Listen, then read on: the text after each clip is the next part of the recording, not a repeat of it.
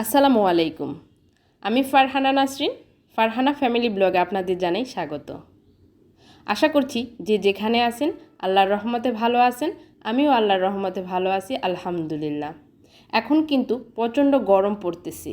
এই গরমে যদি স্বাস্থ্যসম্মত উপায়ে ঠান্ডা আইসক্রিম তৈরি করা হয় তাহলে কিন্তু মন্দ হয় না। আজকের পর্বে আমি তৈরি করে দেখাবো আপেল আইসক্রিম। চলুন তাহলে দেখে নিই কীভাবে ঘরোয়া স্টাইলে আপেল আইসক্রিম তৈরি করতে হয় সেই রেসিপিটি।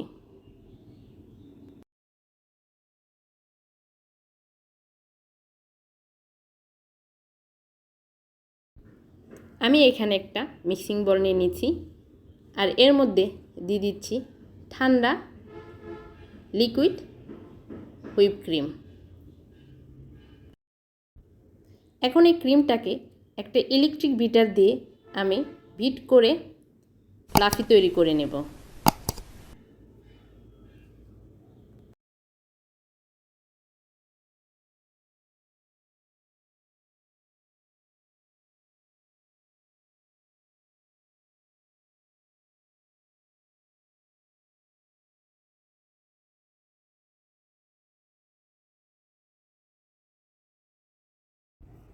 একটি স্প্যাচুলার সাহায্যে বাটির চতুর্দিক থেকে এনে মাঝখানে দিয়ে আবারও বিট করে নিচ্ছি। বিট করা হয়ে গেছে। এখন এর মধ্যে দিয়ে দিচ্ছি 1/3 কাপ পরিমাণ কনডেন্সড মিল্ক আর দিয়ে দিচ্ছি 1 টিস্পুন ভ্যানিলা এসেন্স। সবগুলো উপকরণকে আমি আবার বিট করে নিচ্ছি।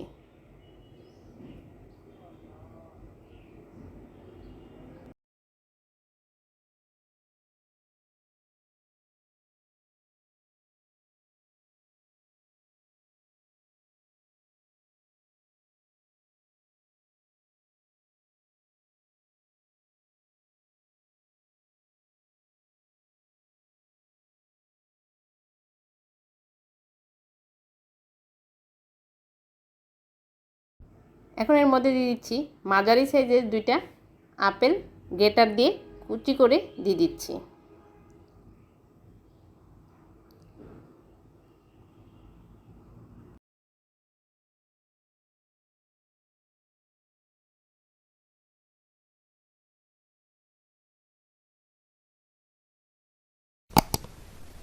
একটি স্প্যাচুলার সাহায্যে ক্রিমের সাথে আপেল কুচিগুলোকে ভালোভাবে মিশিয়ে নিচ্ছি।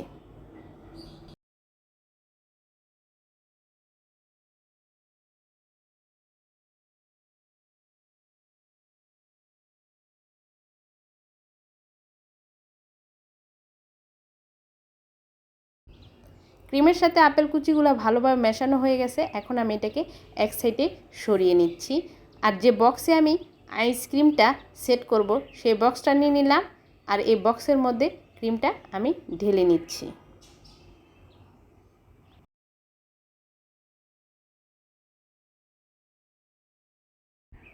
একটা স্প্যাচুলার সাহায্যে ক্রিমটাকে বক্সের সাথে ভালোভাবে সমান করে নিচ্ছি।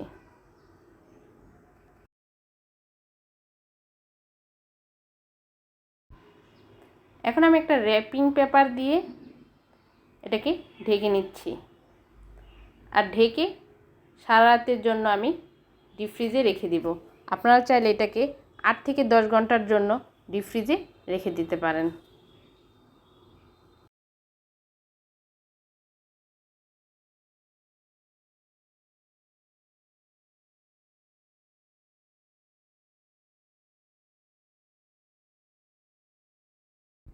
ফিরে আসলাম সারা রাতের পর। আমার আইসক্রিমটা সেট হয়ে গেছে। এখন আমি প্লাস্টিকটা সরিয়ে নিচ্ছি। আর এই আইসক্রিমটা তৈরি করতে কিন্তু বেশি উপকরণ লাগে না, অল্প উপকরণে আইসক্রিমটা তৈরি করা যায়।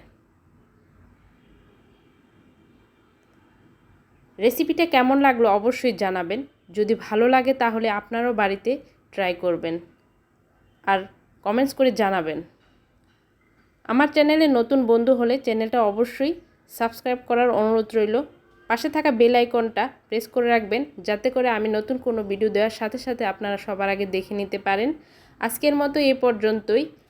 আবারও হাজির হব নতুন কোনো রেসিপি নিয়ে। সবার সুস্বাস্থ্য কামনা করে আজকের মতো এখানে বিদায় নিচ্ছি। আল্লাহ হাফেজ।